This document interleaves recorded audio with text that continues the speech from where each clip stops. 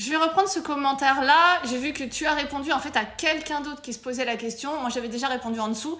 Mais par contre, tu dis quelque chose. Alors, le commentaire, on va pas le voir en entier, mais je vais vous le lire. Du coup, ça dit « Alors, tu peux faire un devis dans une autre assurance. Cependant, si tu décides d'aller voir ailleurs, il y a un risque qu'il te refuse ton crédit.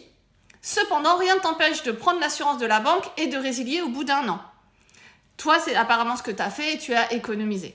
Alors, là, pour le coup, concrètement, je ne vais pas être d'accord. Pourquoi ? Parce qu'aujourd'hui, c'est une loi qui date de 2010, donc ça serait bien que les banquiers ne l'oublient pas. Il n'y a aucune raison juridiquement valable pour que ton crédit te soit refusé parce que tu ne prends pas l'assurance chez eux.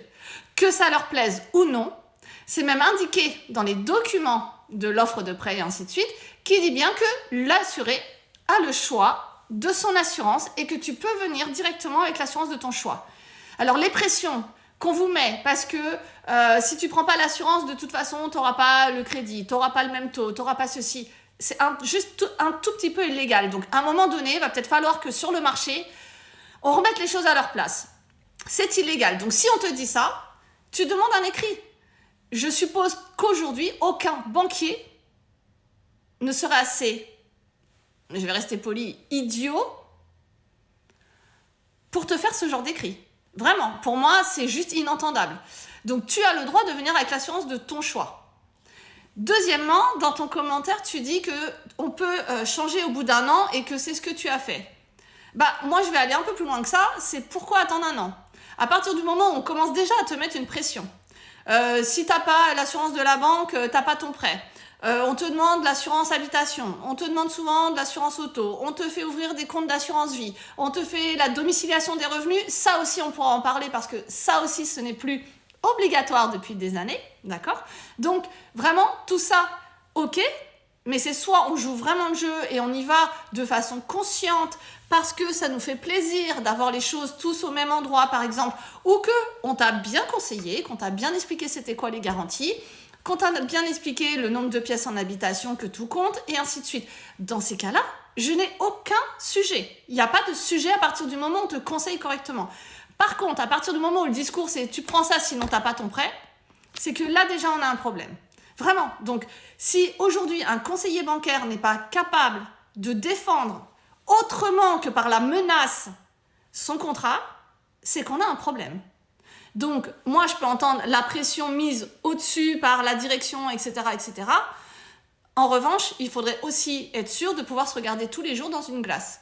Parce qu'à partir du moment où tu vends des contrats d'assurance qui sont mal conseillés, le dos et le psy avec condition d'hospitalisation, que tu oublies de mettre l'invalidité parce que c'est pas obligatoire pour le prêt, bref, ça peut être un choix, mais il faut que le choix soit donné au client.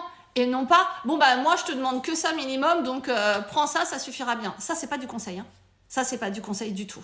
Parce que si le client avait connaissance qu'il existe d'autres garanties, d'autres façons d'indemniser, et qu'en cas de sinistre, pour le psy, il n'est pas obligé d'attendre 15 jours d'hospitalisation, peut-être qu'il serait ce choix-là, et tu pourrais de toute façon le mettre dans ton contrat. Donc, bref, sans compter l'indemnitaire et le forfaitaire, ceux qui disent encore que c'est la même chose, je vais vous rappeler que non.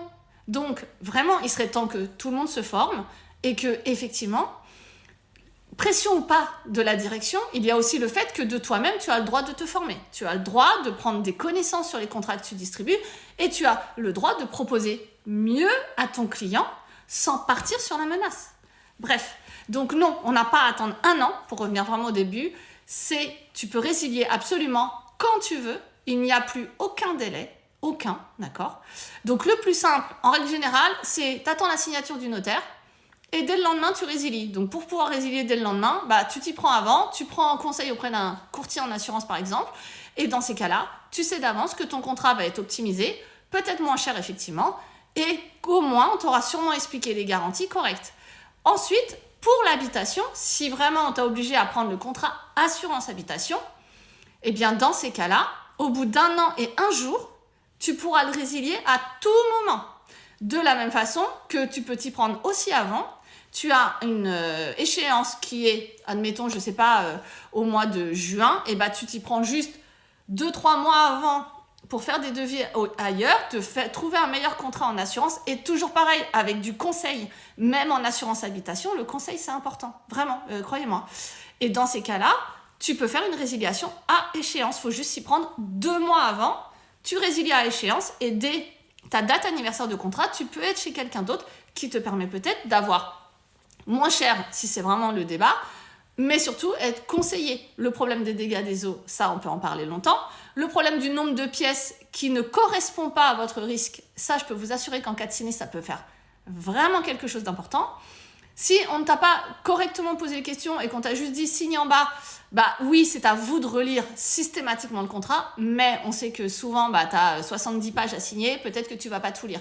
Attention aussi, du coup, parce que tu dois déclarer si tu as du photovoltaïque, si tu as une cheminée, si tu as un chien de première catégorie, si tu as une activité professionnelle chez toi, et aujourd'hui, vous êtes nombreux à travailler de chez vous, de la même façon que le télétravail doit être couvert, d'accord ? Parce que ton employeur va te demander une attestation pour être couvert au domicile en cas de télétravail, et ainsi de suite.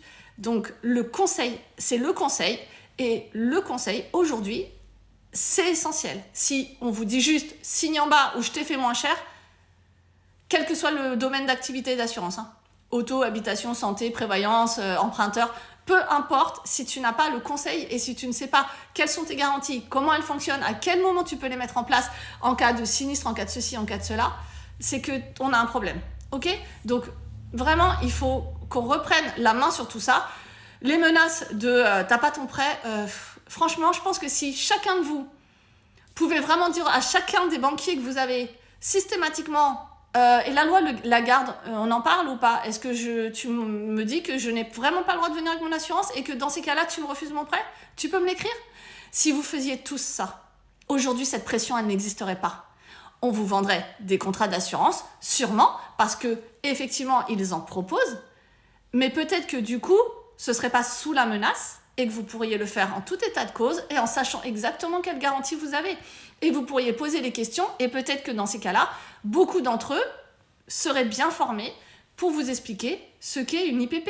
J'ai encore eu le cas où la personne dit que dans le contrat, il manque l'IPP et la personne répond « c'est quoi déjà comme garantie ? Je ne me souviens pas. » On a un problème, vraiment. Donc, si seulement ça pouvait revenir correctement sur le marché et qu'on arrête de mettre de la menace et de la pression, je pense qu'on avancerait vraiment, vraiment sainement en fait sur le marché.